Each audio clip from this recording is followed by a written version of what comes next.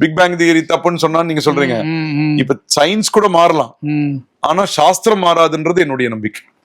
அதனால இவர் சாட்சாத் அந்த ஆகமங்கள், வேதங்கள், புராணங்கள், இத்திஹாசங்கள் எல்லாம் அப்படியே சாரா கொடுத்திருக்கார்.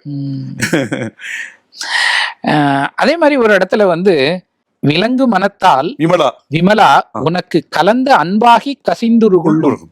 விலங்கு மனத்தால்னு நம்ம இந்த மனது நமக்கு ஒரு மாறுபட்டு தானே, பசுவுடைய மனசு தானே, பசு தான். நம்ம பசுக்கள்னா விலங்குன்னு அர்த்தம். பசுன்றது வெறும் கவு இல்லைங்க, பசுக்கள்னா நம்ம ஜீவாத்மாக்கள்.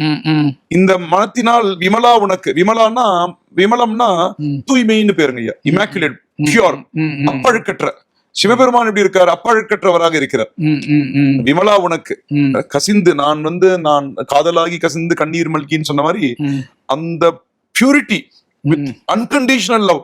கடவுள் மேல எப்படின்னா ஒரு நீங்க ஆரம்ப காலகட்டத்துல நீங்க சுவாமிக்கு நான் வரேன், நான் ஒரு கற்பூரம் ஏத்துறேன், எனக்கு செஞ்சு கொடுன்னு அப்படி போலாம், அப்படியே போயிட்டே இருக்கலாம். போக போக என்ன ஆயிடும், உங்களுக்கு சுவாமியை நீங்களும் வேற இல்லைன்னு தெரிய ஆரம்பிச்சிடும்.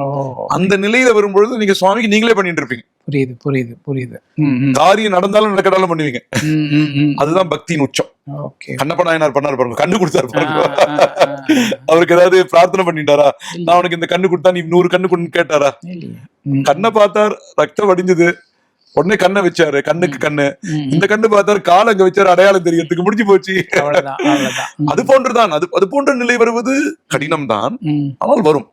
இந்த பிறவியில் வரலாம். அதனால பல பிறவிகள், ஏகன் அநேகன் அப்படின்னு எல்லாம் அதுல சொல்லுவார். நிறைய சிவபெருமானுடைய லட்சணங்கள் இது நிறையங்க ஐயா. அதாவது சிவபெருமானுடைய தத்துவ ரூபங்கள், அவரே ஒன்று, அவரே பலவாக இருக்கிறார்.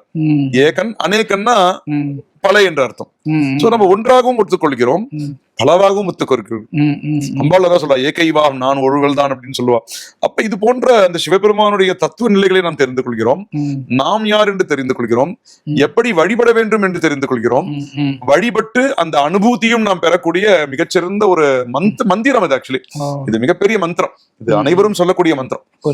வேத மந்திரங்கள்லாம் ரெஸ்ட்ரிக்ஷன்ஸ் இருக்கு, ஏன்னா அந்த சொரங்கள்லாம் மாறி போயிடக்கூடாது அப்படின்ட்டு. ஏன்னா அது சொரங்கள் மாறினா அர்த்தம் மாறிடும். நல்லா இருக்கியான்னா நல்லா இருக்கியான்னு சொல்றதை பொறுத்து அர்த்தம் மாறும். நல்லா இருக்கியா வேற மாதிரி, நல்லா இருக்கீங்களா அர்த்தம் வர மாதிரி. அது மாதிரி இது இந்த ஸ்வரங்கள் மாறும்பொழுது அர்த்தம் நிறைய மாறுதல நிறைய அதுக்கு எக்ஸாம்பிள்ஸ் கொடுக்குறா. வேதங்களோ ஆகமங்கள்னா அதுக்கு தீட்சை நிறைய சிஸ்டம் இருக்கும்போது அப்ப இது மாதிரி இந்த அருளாளர்களால் கிடைக்கப்பெற்ற இந்த பாடல்கள், இது போன்ற அந்த அருட்பாடல்கள், வெறும் பாடல்கள் அல்ல, அருட்பாடல்களை நாம் பாராயணம் செய்வதால் அது நமக்கு ஒரு அனுபூதி கிடைக்கிறது. எளிமையான வழியில் அனுபூதி கிடைச்சது. நமசிவாய வாழ்க அவர் எப்படி சொன்னாரு, அந்த நிலையில சொன்னார், நமக்கு அந்த நிலை கிடைக்கும்.